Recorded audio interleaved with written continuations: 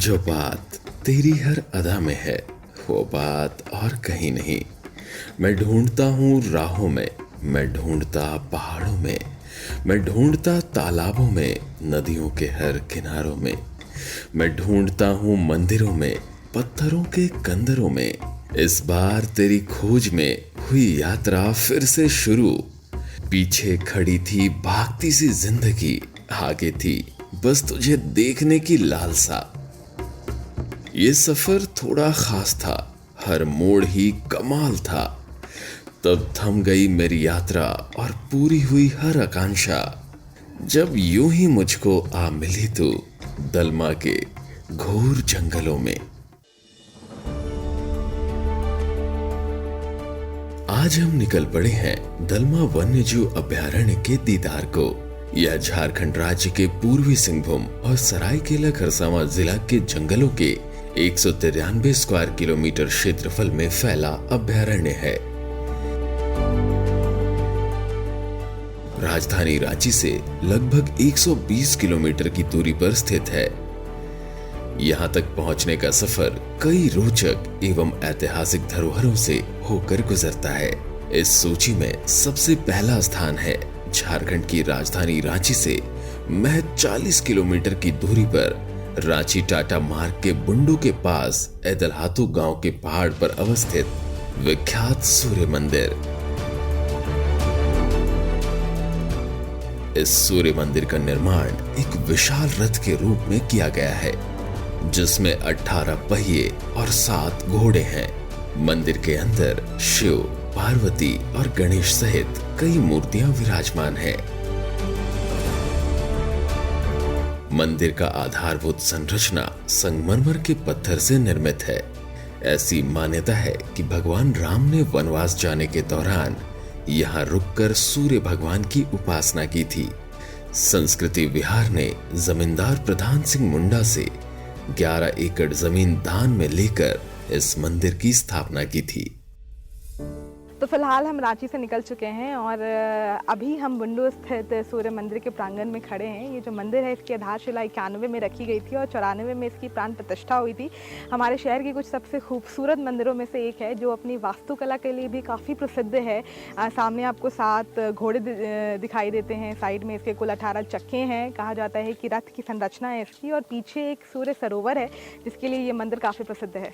जहां एक तरफ सूर्य मंदिर अपने वास्तुकला के लिए प्रसिद्ध है, वहीं दूसरी ओर यहां से कुछ ही दूरी पर स्थित देवड़ी मंदिर अपने ऐतिहासिक एवं पौराणिक कथाओं के लिए देश भर में महत्वपूर्ण धार्मिक धरोहर के रूप में जाना जाता है। मां देवड़ी का मंदिर रांची से करीब 60 किलोमीटर दूर रांची टाटा हाईवे पर तमाड़ में स्थित है। कहते हैं इस मंदिर की स्थापना पूर्व मध्यकाल में तकरीबन 1300 ईसा पूर्व में सिंहभूम के मुंडा राजा केरा ने युद्ध में परास्त होकर लौटते समय की थी।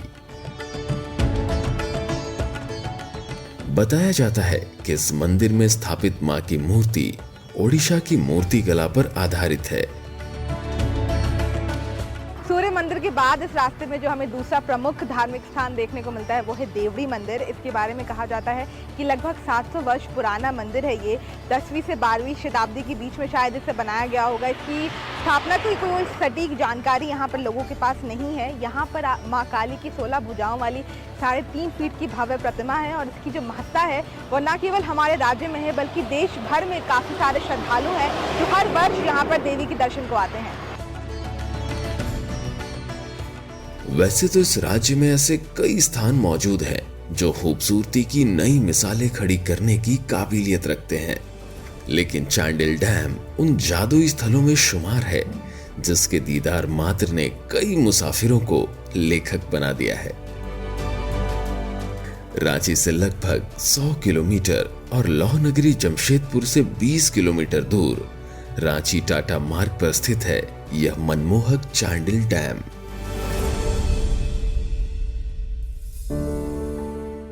डैम की लंबाई लगभग 720 मीटर है, वहीं जलाशय 1963 वर्ग किलोमीटर में फैला है। बहुउद्देशीय चांडिल बांध 2 नदियों के मिलन स्थल पर बनाया गया था। एक ओर जहां स्वर्णरेखा नदी इस क्षेत्र से होकर बहती है, वहीं हुंडरू से निकलने वाली काकोरी नदी चांडिल में स्वर्णरेखा नदी से मिल जाती है। इस बांध की ऊंचाई 220 मीटर है और विभिन्न स्थानों पर इसके जलस्तर की ऊंचाई 190 मीटर है। इस डैम का निर्माण बिजली के उत्पादन के साथ साथ आसपास के 3 राज्यों ओडिशा, बंगाल और वर्तमान झारखंड में सिंचाई के उद्देश्य से किया गया था। चांडिल बांध का इलाका छोटी छोटी पहाड़ियों और साल के जंगलों से ढका हुआ है। शाम के वक्त यहाँ के हरे भरे जंगलों का विस्तार दूर तक फैला अथाह शांत जल और अपनी लालिमा को आसपास की पहाड़ियों पर बिखेरती सूरज की मिश्रित छटा मन मोह लेती है। वाकई प्रकृति की खूबसूरती से बेहतर और कोई खूबसूरती नहीं। फिलहाल हम चांडिल डैम में उपस्थित हैं। ये जो डैम है ये स्वर्ण रेखा बहुउद्देशीय परियोजना के अंतर्गत बनाया गया था। सरायकेला खरसावां जिला में पड़ता है। तो दलमा तो हम आपको लेके जाएंगे, लेकिन सोचा इस खूबसूरती के दीदार भी हम आपको करवाते जाएं। कहा जाता है कि यहाँ पर वाटर स्पोर्ट्स जो है वो काफी प्रसिद्ध है यहाँ का। उसके अलावा जो विस्थापित लोग रहे उनके लिए फिशिंग कल्चर की भी शुरुआत की गई यहाँ पर। वैसे तो लोग कहते हैं कि जाड़े के मौसम में सबसे ज्यादा यहाँ टूरिस्ट आते हैं, लेकिन इसकी खूबसूरती इतनी बेहतरीन है कि मौसम कोई भी हो, टूरिस्ट का आना जाना हमेशा लगा रहता है यहाँ पर।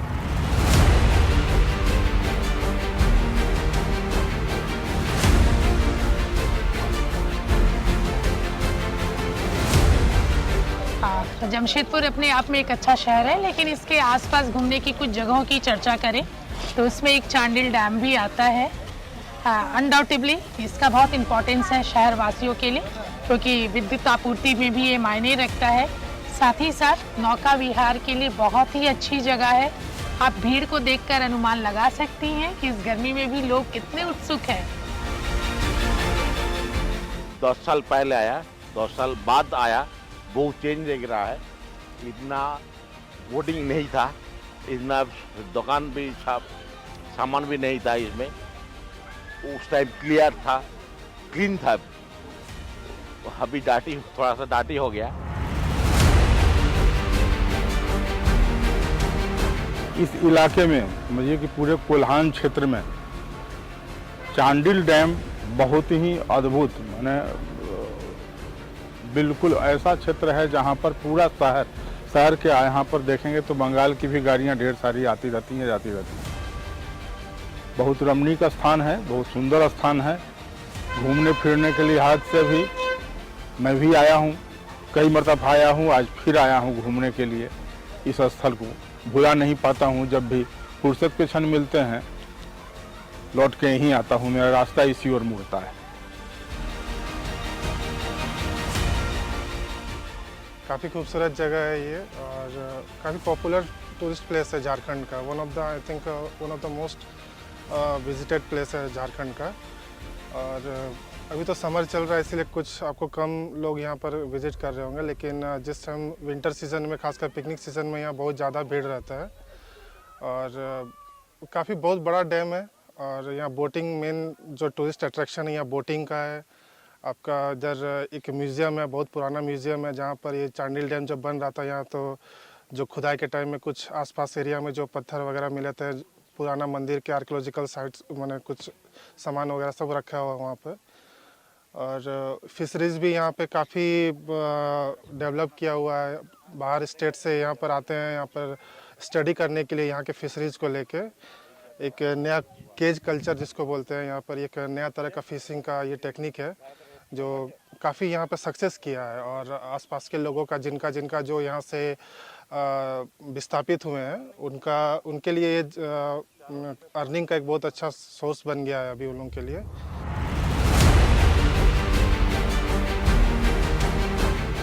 यह डैम पर्यटन के दृष्टिकोण से काफी प्रचलित है। साथ ही यह विस्थापितों के रोजगार का भी अहम स्रोत है।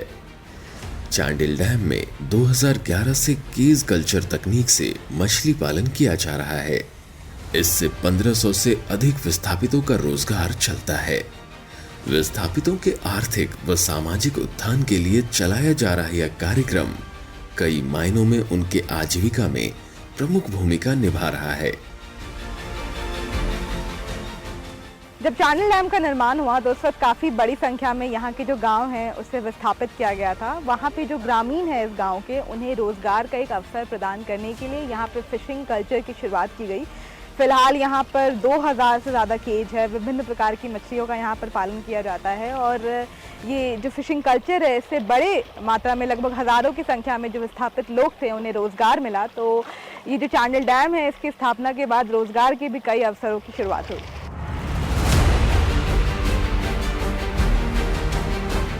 2007 से जुड़े थे।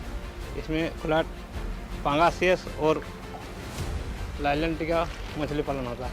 और यहाँ जो विस्थापित लोग हैं ना, यहाँ के लिए रोजी रोजगार के लिए ये सब केज कल्चर किया है। विस्थापित लोगों को ही यहाँ मछली पालन कर सकता है और कोई दूसरा नहीं।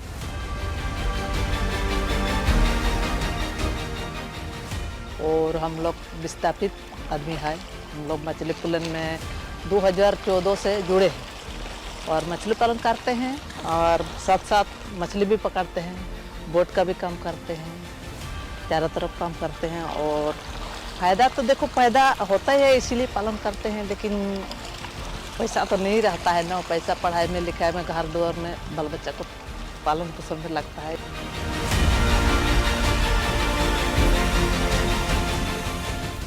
इस बांध और इसके आसपास मौजूद अद्वितीय सौंदर्य को मन में समेट हम निकल पड़े हैं दलमा के जंगलों की ओर।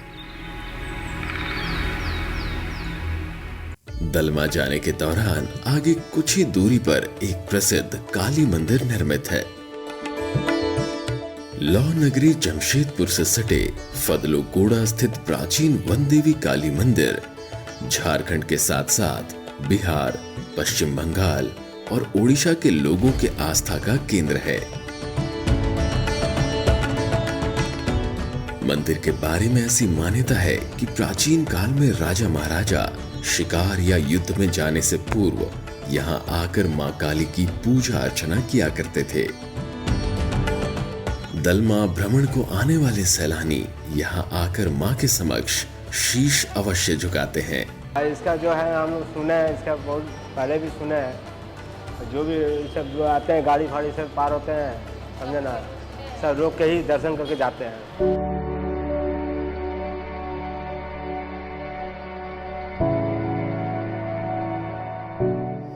तो फाइनली हम अपने डेस्टिनेशन पे पहुंच चुके हैं, दलमा वाइल्ड लाइफ सेंचुरी, और यहाँ से एक रोमांचक सफ़र की शुरुआत होने वाली है। अंदर जाने से पहले कुछ खास बातें बताते चलती हूँ। ये जो सेंचुरी है इसका इनाग्रेशन 1975 में संजय गांधी ने किया था और यहाँ बर्ड्स, एनिमल्स, अलग अलग ट्रीज के वैरायटीज़ है। अगर हम बर्ड्स की बात करें तो इंडियन पीफ आउल है, ब्राउन आउल है। एनिमल्स में एलिफेंट्स हर कोई जानता है, दलमा एलिफेंट्स के लिए काफ़ी फेमस है। उसके अलावा यहाँ पर आपको लेपर्ड्स मिल जाएंगे, बोर्स मिलेंगे, बेयर्स मिलेंगे, हर कोई यहाँ पर अलग अलग वैरायटीज़ है।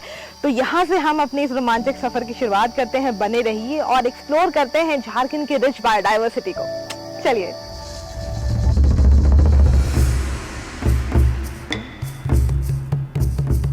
यह अभयारण्य हाथियों का पसंदीदा स्थल है क्योंकि यहाँ गर्मियों में भी पानी की उपलब्धता होती है।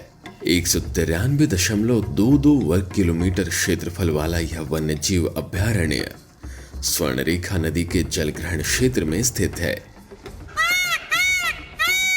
दलमा में बहुत सारे जानवर पाया जाता है, जैसे मेनली हुआ आपका हाथी, वो वन्य प्राणी में सबसे बढ़िया हाथी मिलता है यहाँ।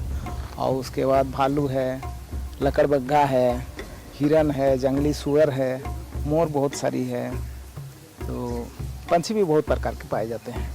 इस अभयारण्य के मुख्य द्वार पर एक सौवेनियर शॉप मौजूद है जहां आसपास के ग्रामीणों द्वारा निर्मित कई अनोखी वस्तुएं उपलब्ध है। पर्यटक अक्सर सफर के अंत में यहां आकर अपने सफर को यादगार बनाने के लिए यहां मौजूद वस्तुओं की खरीदारी करते हैं। यहाँ पे सोवेनियर शॉप है, यहाँ के हम देखभाल करते हैं। जो टूरिस्ट लोग आते हैं उसे ये सब दिखाते हैं जो हमारे यहाँ पे हैं, जो सामान सब इधर ही लोकल जो लोग हैं, जो गांव के, वही लोग बनाते हैं, यहाँ पे रखते हैं। जैसे ये सब बांस का सामान है, जैसे जड़ी बूटी दवाई सब ये सब बनाते हैं इधर का लोग। और ये अचार सब है, और इधर ये जूट का ये सामान सब इधर का ही लोग सब सामने के बनाते हैं। यहाँ सैलानी जंगल सफारी की ख्वाहिश लिए आते हैं, लेकिन मजेदार बात यह है कि गाड़ी में सफारी का आनंद लेने के साथ साथ आप यहाँ दलमा के वन अधिकारियों द्वारा अच्छी तरह से चिन्हित ट्रेल्स पर चलकर जंगल के अद्भुत जिंदगी को थोड़ा और करीब से अनुभव कर सकते हैं। तो बस फिर क्या था, वन्य प्राणियों को देखने की चाह में हमने भी हाथ थामा इन पगडंडियों का और निकल पड़े एक रोमांचक सफर पर। सबसे पहले स्वागत में तैयार मिला हमें बंदरों का यह झुंड।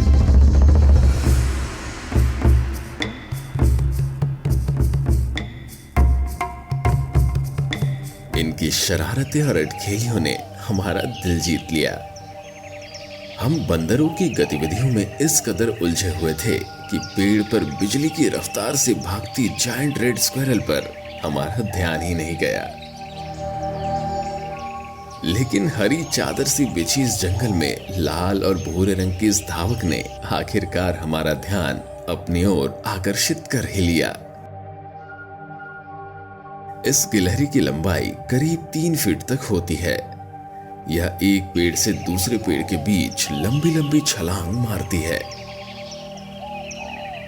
जहां यह हमें अपनी रफ्तार से मोहित कर रही थी, वहीं सहसा हमारी नजर पड़ी इस पक्षी इंडियन फैल्कन पर, जो ऊंचे पेड़ पर बड़े शांत आचरण के लिए विराजमान है।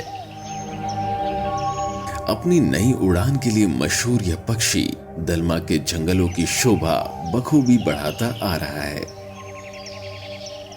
दलमा में वॉच टावर तो बहुत सारे हैं जहाँ पर आप ऊंचाई से जाकर देख सकते हैं नज़ारे, लेकिन उसके साथ साथ वॉच हाउस भी यहाँ पर बनाया गया है। आप मेरे पीछे देख सकते हैं। और यहाँ पर स्पेशली अगर आप फोटोग्राफी करने आते हैं तो घंटों आप आराम से अपना कैमरा फिक्स कर सकते हैं और पूरे जो नज़ारे आपको यहाँ से नज़र आते हैं। और एक और जो चीज़ है खास इस वॉच हाउस की संरचना में कि इसका जो एंट्री पॉइंट है वो काफ़ी संकरा है, जिससे कि आदमी आसानी से घुस जाते हैं। लेकिन अगर कोई जानवर आप पर अटैक कर रहा है तो वो खासकर जो लार्ज एनिमल्स है जैसे एलिफेंट्स हो गए, वो एंटर नहीं कर सकते हैं। तो सेफ्टी के पॉइंट से भी ये काफ़ी सुविधाजनक है टूरिस्ट के लिए यहाँ पर। दलमा पहाड़ी पर कुछ प्रसिद्ध प्राचीन मंदिर भी निर्मित हैं।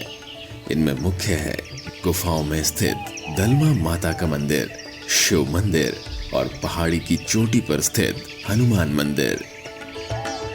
हमने कुछ पल अपने इस जंगल सफारी को विराम दिया और इन मंदिरों के दर्शन को आगे निकल पड़े। यहाँ जो पुजारी पूजा क्या करते थे, उनका टांगा यहाँ छूट गया, तो उनकी जो बेटी है वो आई थी उस टांगे को लेने के लिए। और उस वक्त शिव जी और पार्वती जी भोजन कर रहे थे और क्योंकि वो बिना इजाज़त के अंदर चली गई तो गुस्से में उन्होंने गुफा बंद कर दिया और वो जो लड़की और वो टांगी थी दोनों ही गुफा के अंदर रह गए। जिसके बाद से ऐसा कहा जाता है आज भी कि आज भी अगर आप किसी दूसरी लड़की को लेके आएंगे तो गुफा खोल दिया जाएगा और जो लड़की यहाँ पर बंद है उसे यहाँ पर बाहर निकाल दिया जाएगा। तो सबसे पहले तो हम इस मंदिर के दर्शन करते हैं और आप आइए मेरे साथ और आप भी दर्शन कीजिए माता।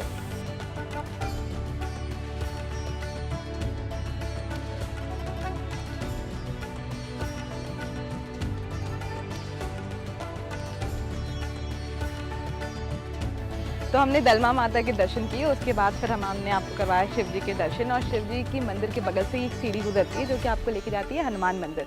अब ये जो मंदिर है इसकी धार्मिक महत्ता तो है ही, लेकिन उसके साथ साथ यहाँ का जो व्यू है वो भी काफ़ी खूबसूरत है। ऊपर से पूरा जमशेदपुर दलमा फॉल्स तो नज़र आता ही है, उसके साथ साथ जमशेदपुर का पूरा शहर भी नज़र आता है। तो व्यू तो हम आपको दिखाएंगे, लेकिन सबसे पहले चलिए और दर्शन करते हैं हनुमान जी के।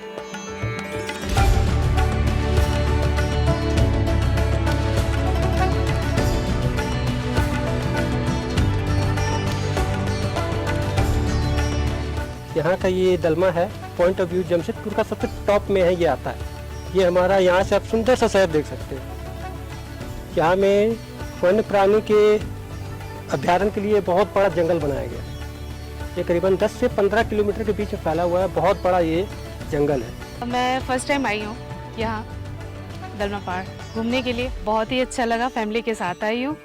अभी हम लोगों ने शिव मंदिर देखा, बहुत ही सुंदर है, और अभी जा रहे हैं हम लोग हनुमान जी के मंदिर। लेकिन फर्स्ट टाइम आज मौका मिला दलमा पहाड़ पे आने का, तो आज बहुत एंजॉय किया। मेन है इसके ऊपर आने का, जो ड्राइविंग करने का, अपनी कार से ड्राइविंग करके ऊपर आने का जो मज़ा है वो मैं आपको शब्दों में नहीं बता सकता। और यहाँ हिरन वगैरह, हाथी अभी नहीं दिखा, कोशिश कर रहे देखने का, अभी फिलहाल नहीं दिखा है, लेकिन बहुत ज़्यादा आज शोरगुल है, बहुत लोग यहाँ पे भीड़ है, इसलिए हाथी यहाँ से कहीं दूर चले गए हैं।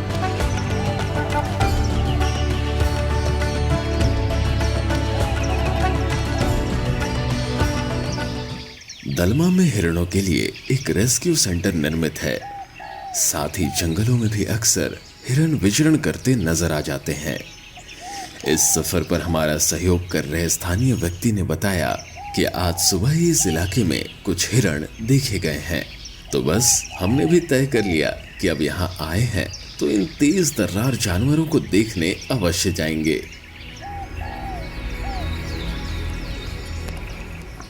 हम फिलहाल बंदरों के इलाकों में हैं, लेकिन यहाँ पर हिरन भी अक्सर देखने को मिलती है। और हमें कहा भी गया है कि अगर मार्ग पर ना दिखे तो अगर आप 10-30 कदम भी अंदर जाएंगे तो आपको हिरन अक्सर दिख जाती है। लेकिन हिरन के साथ जो एक बात है वो ये कि उनकी हियरिंग सेंस काफ़ी स्ट्रांग होती है। तो देखते भी होंगे कि उनकी जो कान है तुरंत आवाज़ की तरफ मुड़ जाती है। हमें आवाज़ नहीं करना, हम थोड़े अंदर जाएंगे और फिर हम देखते हैं कि हमें हिरन मिलती है।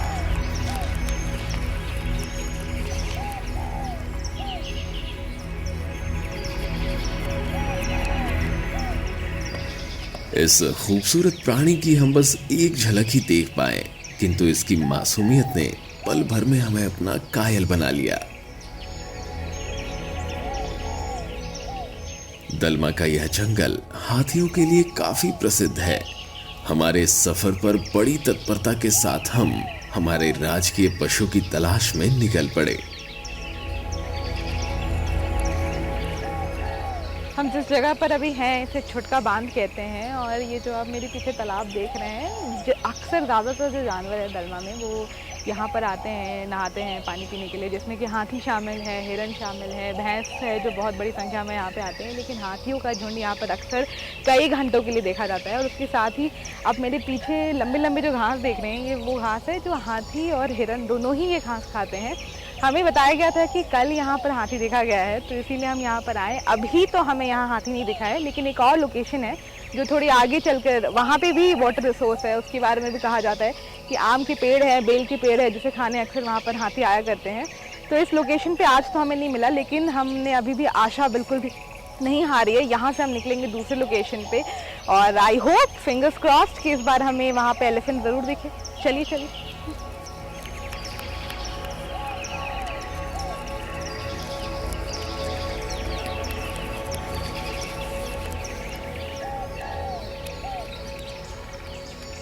ये जो आप लताएं देख रहे हैं, जैसा हमने आपको शुरू में भी कहा था कि हाथी की संख्या यहाँ बहुत ज़्यादा है। और ये जिस रास्ते में हम अभी घूम रहे हैं, ये वो रास्ता है जहाँ पर अक्सर वो दिखने को मिलते हैं। तो ये जो पत्ते हैं, ये लताएं उनका फेवरेट भोजन आप कह सकते हैं। खासकर उसके पत्ते जो हैं वो काफ़ी मुलायम होते हैं, इस वजह से भी उन्हें ये खाना काफ़ी पसंद है। तो हाथी का खाना मिल गया है, बस हाथी ढूंढना बाकी है। जल्दी जल्दी निकलते हैं और अपनी इस रोमांच भरी तलाश को हम कंप्लीट करते हैं। चलिए।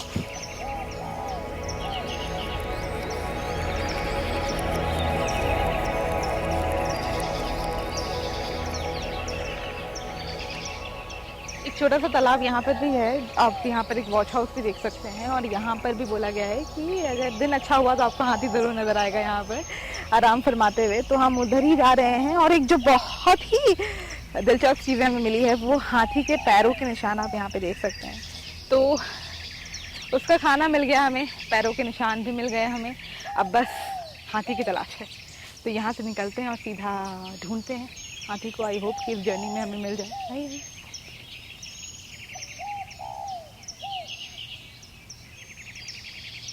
एक के बाद एक निराशा की सीढ़ी चढ़ने के बाद एक वक्त ऐसा भी आया जब हमने इस विराट प्राणी को देखने की आस छोड़ दी थी।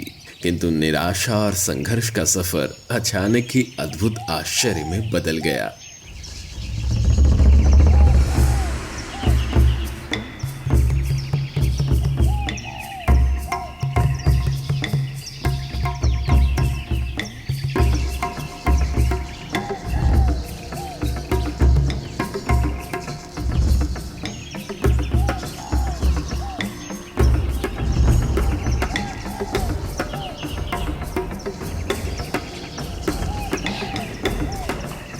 सुबह से हाथी की तलाश में घूम रहे हैं दलमा वाइल्ड लाइफ सेंचुरी, और हमें एक से बढ़कर एक बेहतरीन जानवर यहाँ पर दिखे हैं, फिर चाहे वो हिरन हो या फिर बंदर आपके। लेकिन मुझे एक एक्साइटमेंट था क्योंकि हमारे पास एक ऐसी धरोहर है जहाँ पर एशियन एलिफेंट्स, जो कि कहीं ना कहीं हमारे लिए एक ऐसी धरोहर है जिसे बचा कर रखने की बहुत ज़रूरत है। वहाँ पर हमारे पास दलमा में इतनी बड़ी संख्या पे एलिफेंट्स देखने को मिलते हैं, लेकिन फिर भी हम सोचे थे कि पता नहीं दिखेगी कि दिखेगी या नहीं। लेकिन ये मैं शब्दों में नहीं बयां कर सकती। ये जो सीनरी है ना, एशिया का सबसे लार्जेस्ट मैमल ऑन लैंड है, और क्या शान है इस जानवर की।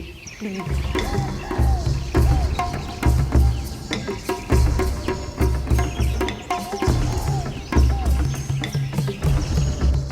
इनका झुंड कुछ ही दिनों में पश्चिम मिदनापुर और पड़ोसी बंगाल के बांकुरा के जंगलों में अपने वार्षिक प्रवास के लिए अपनी यात्रा प्रारंभ करेंगे और फिर अगले साल फरवरी मार्च में अपने घर वापस आ जाएंगे। जंगल के इस अद्वितीय रचना के हर स्मरण को अपने मन में बसाकर हमने अपनी यात्रा को विराम देने का निश्चय किया। जहां से दलमा वन्यजीव अभयारण्य की शुरुआत होती है, वहां एक साइन बोर्ड मौजूद है जिस पर लिखा है कि बिना जंगल के हाथियों का जीवित बचना मुमकिन नहीं।